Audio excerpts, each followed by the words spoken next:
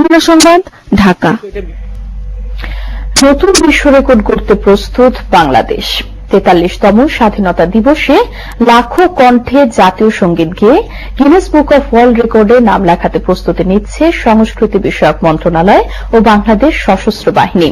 লাখো কণ্ঠে সোনার বাংলা শিরোনামে বিকেলে শিল্পকলা একাডেমিতে এক অনুষ্ঠানে এ তথ্য জানান সংস্কৃতি মন্ত্রী আসাদুজ্জামান নূর। নতুন প্রজন্মের কাছে মুক্তিযুদ্ধের সঠিক ইতিহাস তুলে ধরার পাশাপাশি বিশ্বের দরবারে বাঙালি জাতির চেতনাকে উজ্জ্বল করতে এই উদ্যোগ নেওয়া হয়েছে বলেও জানান তথ্যমন্ত্রী। আরও জানাচ্ছেন বিপ্রজিৎ বাপ্পা। ২৬শে মার্চ মহান স্বাধীনতা দিবসে প্যারেড গ্রাউন্ডে লাখো কণ্ঠে জাতীয় সঙ্গীতে একসঙ্গে গলা মেলাবেন ৩ লাখ মানুষ। আর এই আয়োজনটি স্থান করে নেবে গিনেস বুক অব ওয়ার্ল্ডের পাতায়।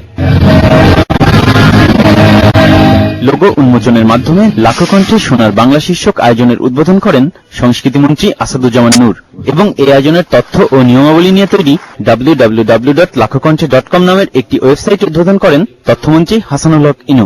একই সময়ে ৩ লাখ মানুষ ঢাকাতে প্যারেড গ্রাউন্ডে সমবেত হবেন। শুধু বিশ্ব রেকর্ড স্থাপনের জন্য নয়, সমগ্র বাংলাদেশের জনগোষ্ঠীকে কিছুক্ষণের জন্য জাতীয় সঙ্গীত গাওয়ার মধ্য দিয়ে এক সুরে এক জায়গায় আমরা আমাদের ঐক্য প্রদর্শন করতে চাই। আমাদের অনুষ্ঠানটি কিন্তু শুধুমাত্র প্যারেড স্কোয়ারে ৩ লক্ষ লোকের মধ্যে সীমাবদ্ধ থাকছে না। ঢাকার আশেপাশে সারা বাংলাদেশে যত শিক্ষা প্রতিষ্ঠান আছে, যত শহীদ মিনার বা ইত্যাদি যেগুলো কেন্দ্রীয় কতগুলো স্থান আছে, সব জায়গাতে যেখানে সমাবেশ হয় সেখানে সর্বস্তরের মানুষের সমাবেশ ঘটিয়ে জাতীয় সঙ্গীত গাওয়া হবে। এই উদ্যোগের প্রধান সমন্বয়কারী কাজী ইমদাদুল হক জানান, গিনেস বুক অব ওয়ার্ল্ডের নিয়ম অনুযায়ী প্রতি ১০০ জনে ৫ জন যদি জাতীয় সঙ্গীত গাওয়া থেকে বিরত থাকেন তবে ভেস্তে যাবে পুরো আয়োজন। সম্পূর্ণ অনুষ্ঠানটি পর্যবেক্ষণ করবে গিনেস ওয়ার্ল্ড রেকর্ড কর্তৃক নিয়োগকৃত অজিত টিম।